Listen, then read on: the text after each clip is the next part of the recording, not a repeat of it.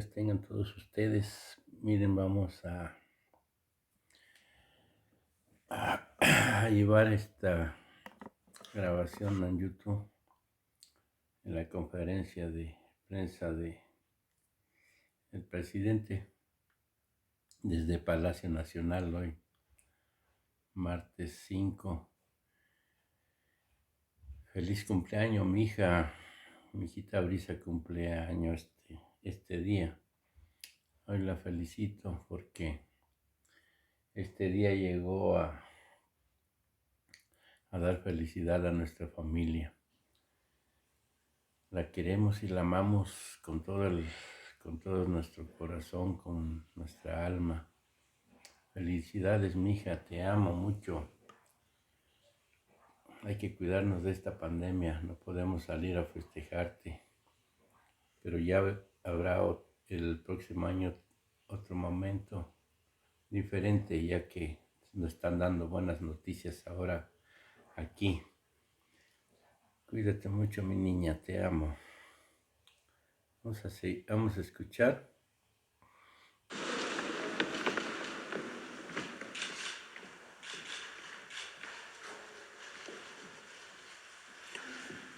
Pues hoy martes, como siempre, vamos a informar Martes 5. sobre la situación de salud, en particular lo de la pandemia. Nos va a informar el doctor Hugo López-Gatell sobre la situación que prevalece en el país y también vamos a tener información de la llegada de un mayor número de dosis de vacunas, tanto al aeropuerto de Monterrey como al aeropuerto de la Ciudad de México. Y vamos también a informar sobre este plan de vacunación, de cómo vamos y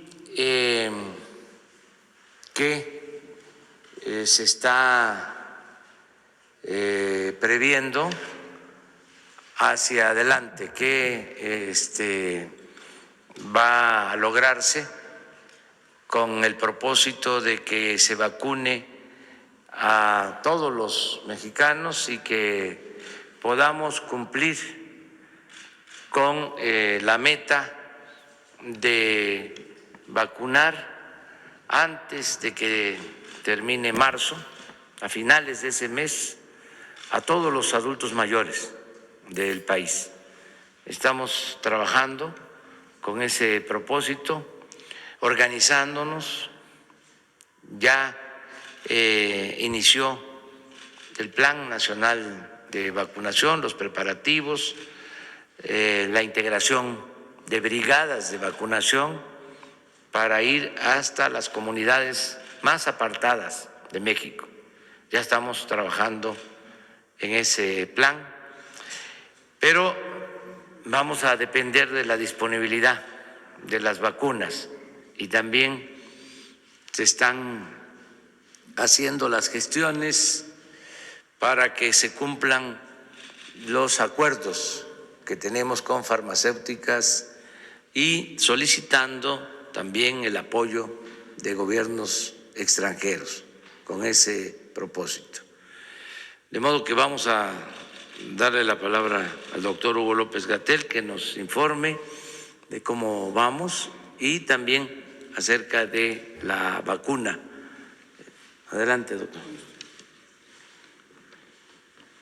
Muchas gracias, señor presidente. Con su permiso, muy buenos días tengan todas y todos ustedes aquí en la sala y también allá en sus casas o sitios de trabajo. Comentamos sobre la actualización de la epidemia y lo que ya mencionó el presidente sobre el avance de la vacunación. Recordar lo que dijimos el 24 de diciembre de 2020, con la llegada de las vacunas da un giro radical el manejo de la epidemia, no solo en México, sino en el mundo, en los países que ya empezaron a vacunar. Es muy diferente, sustancialmente diferente, el poder tener un instrumento de protección específica que nos permita controlar la epidemia de manera activa. Las medidas generales de salud pública, conocidas ampliamente y utilizadas en todo el mundo durante 2020, seguirán teniendo su relevancia en la medida en que progresa la vacunación. Pero cada día que pasa en el que podamos estar vacunando, cada nuevo embarque como el que llegará hoy o los embarques que llegarán hoy, cada nueva vacuna que pueda ser incorporada al repertorio nos servirá para tener una velocidad más grande de control epidémico. La priorización que estableció el Gobierno de México, también como lo relatamos el 8 de diciembre de 2020 en este mismo foro, está científicamente planeado, corresponde con las recomendaciones de mejores prácticas de la Organización Mundial de la Salud y coincide con varias de las recomendaciones que en cada uno de los países han hecho los países que ya tienen vacunas.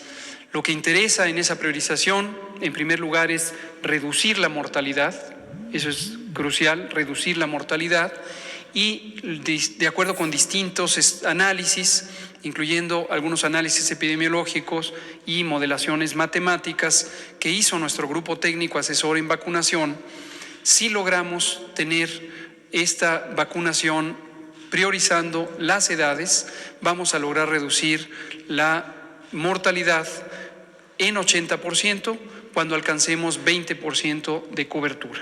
Entonces, la ganancia es muy acelerada, con 20% de cobertura reduciremos 80% de las muertes que se presentarían por la epidemia. Este es un objetivo muy claro y así ha sido trazado para nuestro plan de vacunación. Y otro elemento que queremos comentar es los planes de vacunación requieren una visión de Estado, una visión organizada en todos los estados nacionales. Esto es una recomendación general de la Organización Mundial de la Salud, pero también es la perspectiva que han tenido todos los países. Es muy deseable la cooperación armónica de todos los órdenes de gobierno, el federal, el estatal, el municipal. Es muy deseable la contribución de distintos actores sociales, pero definitivamente es imprescindible que el Estado mantenga la unidad. Y por eso el Gobierno de México tiene una estrategia de alcance nacional que ha sido conversada con los gobiernos estatales, próximamente será nuevamente conversada. El próximo jueves tenemos sesión de trabajo con la Conferencia Nacional de Gobernadores, que es un foro muy amigable con esta organización que representa a la mayoría de los gobiernos estatales, en la que tenemos este diálogo muy fluido, muy constructivo, y el presidente de CONAGO, la presidenta de CONAGO, actualmente la gobernadora de Sonora, y el presidente de la Comisión de Salud de CONAGO, el gobernador Mauricio Vila Dosal de Yucatán, nos han pedido que presentemos nuevamente la actualización del plan de vacunación ante las y los gobernadores, lo cual haremos con muchísimo gusto para seguir construyendo este esfuerzo conjunto. Si me permite, presidente, voy a presentar entonces el informe técnico que comentamos ayer y a renglón seguido las curvas epidémicas estatales para que tengan al arranque de 2021 la panorámica de cómo está la epidemia y también cómo va progresando la vacunación y el anuncio de los embarques que llegan en las próximas horas. Gracias. Aquí tenemos, es esencialmente información semejante a la que veníamos presentando hasta el final de 2020. Le hemos puesto un formato visual un poquito más dinámico para enfatizar algunos aspectos que es importante destacar. Como saben, todos los informes técnicos se publican en tiempo real en el portal coronavirus.gov.mx. Toda información que hayamos presentado alguna vez y que por razones de diseño visual dejemos de presentar en estas exposiciones, permanecen en el informe técnico, y si hay alguna información adicional que el público quisiera conocer o que las y los comunicadores quisieran que se exponga a mayor detalle, siempre con mucho gusto lo podemos explicar nuevamente. Aquí tenemos la curva epidémica de los casos estimados por semana, como lo solíamos hacer, y destacamos que habíamos tenido un pico epidémico que se prolongó desde la semana 10 en marzo hasta la semana 39 del año, la última semana de julio.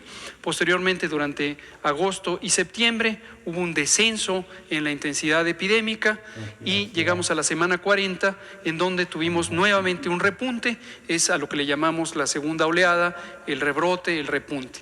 Comentamos en varias ocasiones que no hay ninguna razón técnica para requerir que haya una extinción completa de la epidemia antes de hablar de un rebrote. Un rebrote es simplemente el momento en donde cambia la tendencia. En este caso volvió a ascender y superó desde luego la intensidad epidémica del verano, y llegamos a este punto en la semana epidemiológica número 50 de 2020, que es la penúltima semana del año, y después hemos tenido 2 semanas consecutivas de descenso.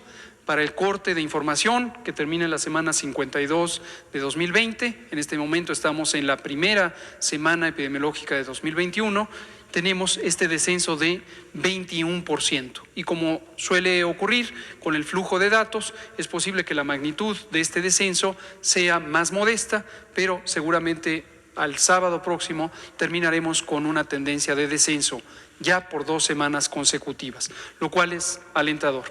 Por el otro lado, quiero destacar lo que hemos señalado en otras ocasiones, la recuperación. La gran mayoría, cerca del 80% de las personas que han sido atendidas por COVID, que han sido registradas por padecer COVID-19, tienen una enfermedad leve, una enfermedad que se maneja ambulatoriamente. Cerca del 20% se hospitalizan. En ambos casos, la gran mayoría, que también es cerca del 80%, se recuperan, y esto es lo que se ve en esta otra gráfica, que para la semana final del año tuvo un aumento de 6% en las recuperaciones. En este momento, 4% de los casos, que son estos casi 64,000, son la epidemia activa.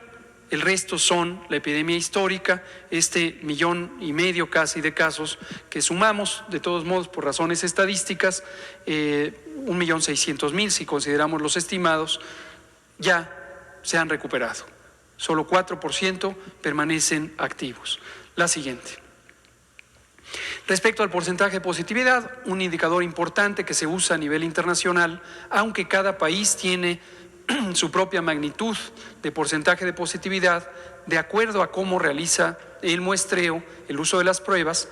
En México, que tenemos un enfoque basado en los casos documentados y no en el número de pruebas por realizar, independientemente de la existencia o no de enfermedad, tenemos un porcentaje de 42%. Lo mismo llegó a un punto máximo rumbo a la semana 26 de 2020, esto es en el mes de julio, después descendió, y en el otoño ya se ha mantenido con un poco de tendencia a la alza, pero en general alrededor de 38 o hasta 43%. En este momento, 42%. La siguiente, por favor. Esta gráfica, que en ocasiones la habíamos presentado, la vamos a incorporar ya sistemáticamente porque da una información complementaria sobre el desenlace más desafortunado de la enfermedad, que es la pérdida de la vida, y es la letalidad. Recordar que la letalidad de caso es la proporción o el porcentaje de personas que lamentablemente pierden la vida cuando tienen COVID, en su mayoría por las consecuencias negativas del virus SARS-CoV-2 sobre el organismo, mayormente el daño pulmonar agudo y otras afecciones comunes. Llegamos a un punto máximo de un poco más de 18% en la semana 17 del año, esto es alrededor del final de mayo, y posteriormente ha ido descendiendo, progresivamente desciende, lo cual es muy afortunado.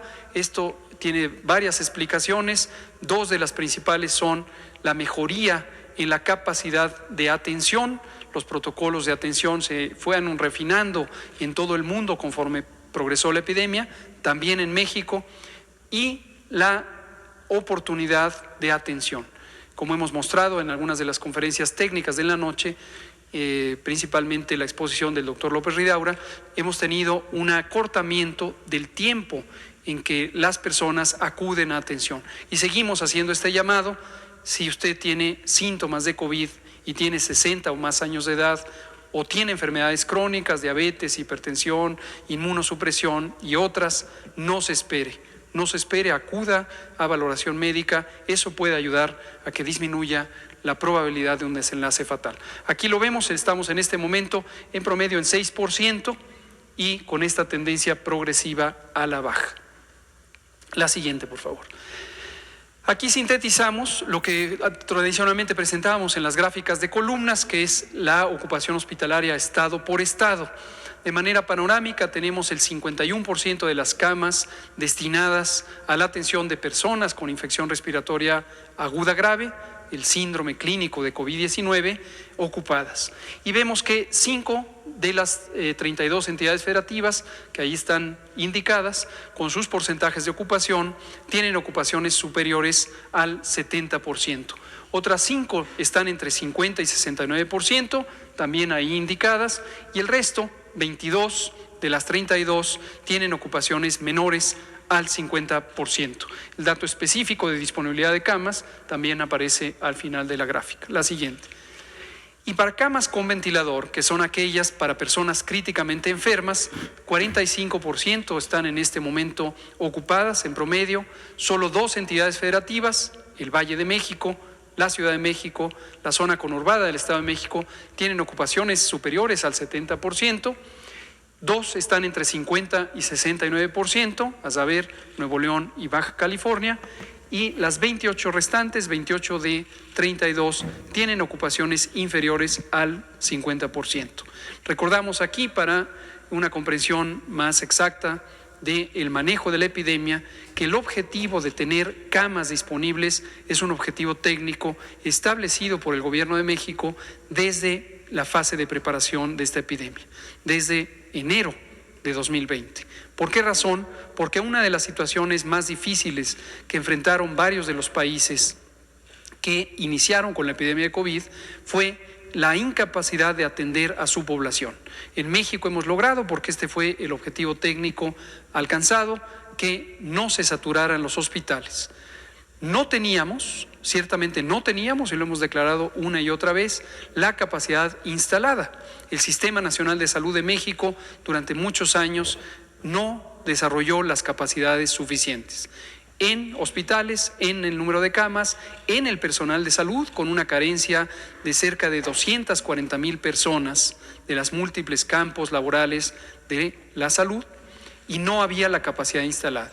Por lo tanto, era imprescindible emprender la más amplia reconversión posible y siempre estar por encima de la cantidad de casos de personas que necesitaran hospitalización. Lo hemos logrado, y esto requiere un trabajo arduo de todos los días con todas las instituciones del sector salud. La siguiente, por favor.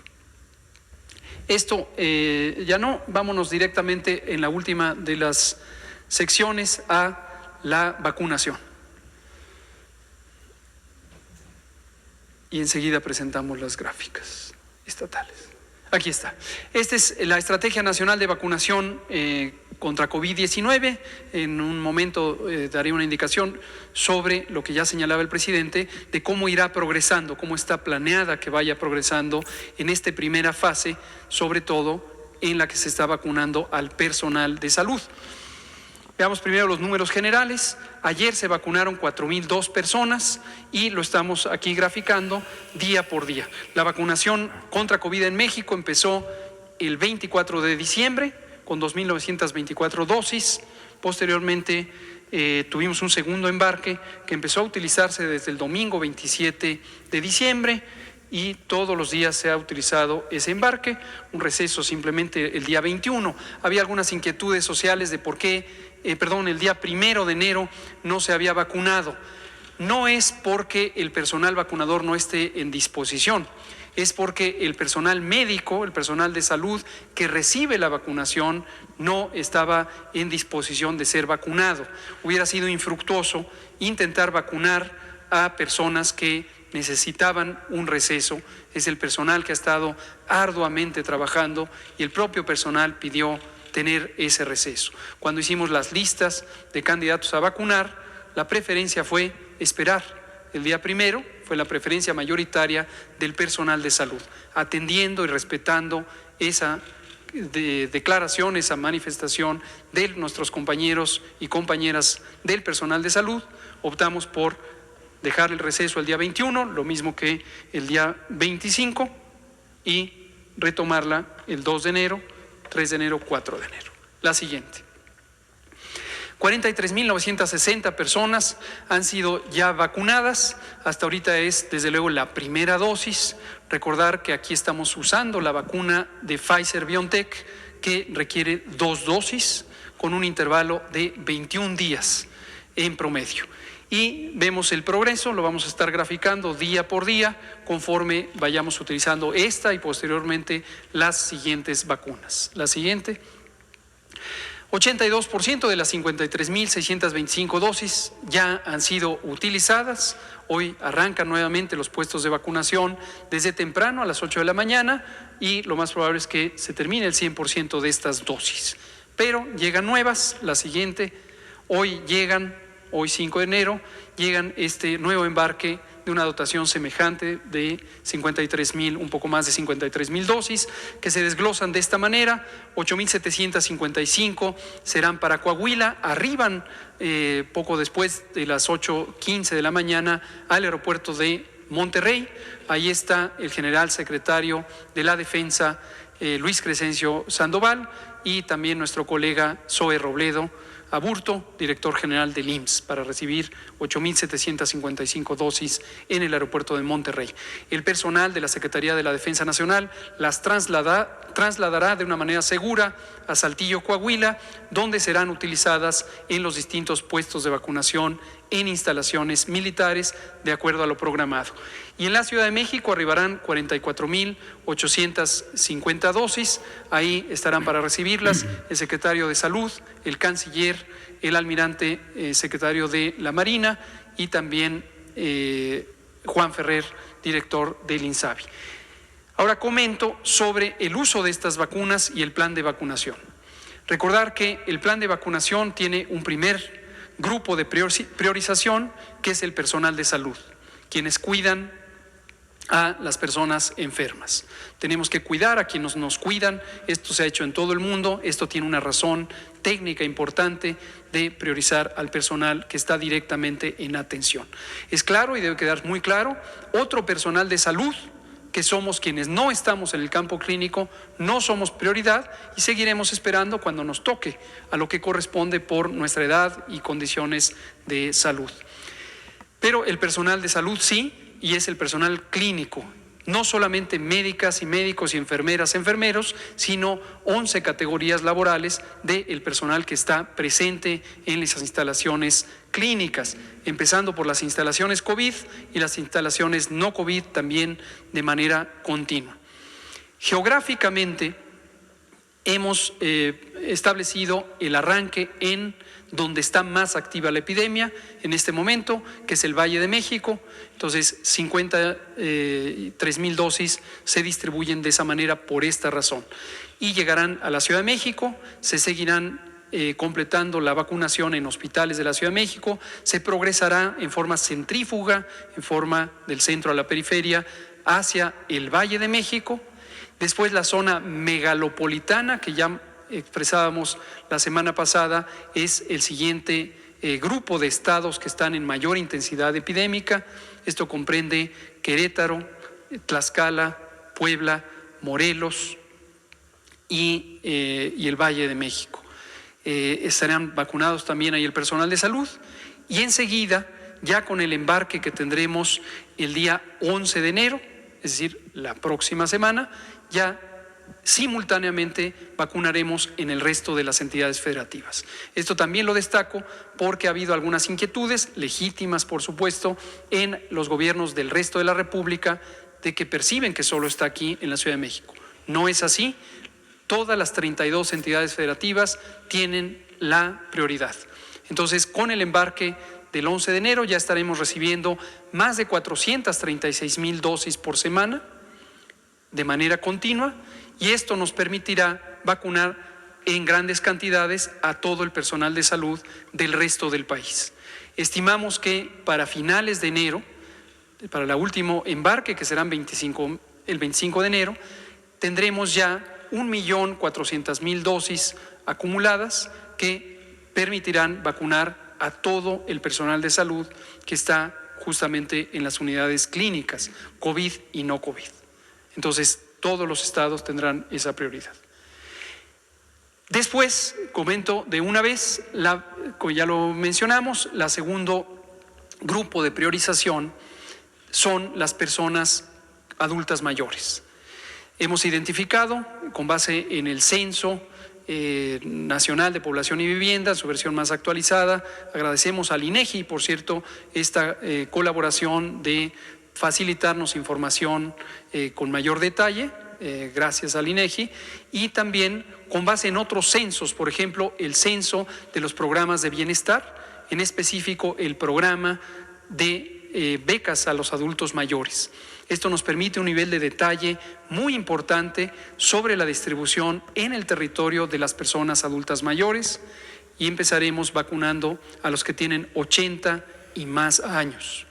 Después 70, 79, 60, 69 y así progresivamente. En conjunto, personas de 60 y más años son 12,450,000 personas. Y vamos a vacunar prioritariamente o empezando por las zonas más remotas. Esto es importantísimo. Generalmente los recursos de salud o los servicios de salud y muchos otros servicios sociales históricamente llegan al final a las zonas socialmente más vulnerables. No va a ser así, ahora va a ser al revés. Las zonas más vulnerables, las personas más vulnerables serán vacunadas prioritariamente, y a través de la infraestructura humana de los programas de bienestar vamos a poder priorizar el arranque en estas zonas remotas. Va a haber un mecanismo de brigadas constituidas por múltiples personas funcionarias que estarán activas atendiendo distintos aspectos de la movilización social, el reclutamiento, la identificación de personas, la atención a las familias y también, desde luego, el aspecto central del proceso de vacunación a cargo de personal de salud, y vacunaremos a 3 millones de personas adultas mayores de las zonas remotas. Enseguida, otro bloque muy importante de las zonas urbanas de mediano tamaño, y finalmente las zonas metropolitanas donde existe la mayor densidad poblacional. Todas las personas adultas mayores. En adelante seguiremos con todas las demás edades. Recordar que en ninguna parte del mundo, en este momento que arranca el año, se tiene información suficiente para vacunar a menores de 16 años. Esto es por un precepto ético fundamental que establece que no se pueden hacer ensayos clínicos o no se deben hacer ensayos clínicos iniciales en personas menores de edad. Pero ya las compañías farmacéuticas y los distintos centros de investigación que colaboran con ellas tienen planeados y están en programación ensayos clínicos secundarios sobre la seguridad y eficacia en personas menores de edad. Esto posiblemente a lo largo del año, rumbo a la mitad del año, habrá información para menores de edad y se podrán continuar con el resto de las edades. Vamos a ver las curvas epidémicas estatales. Un recorrido de la... Pues miren, hasta aquí, porque ya es el plan de vacunación que se va a realizar en nuestro país. Saludos, saludos Brisa, feliz cumpleaños mi niña, te amo, bye bye.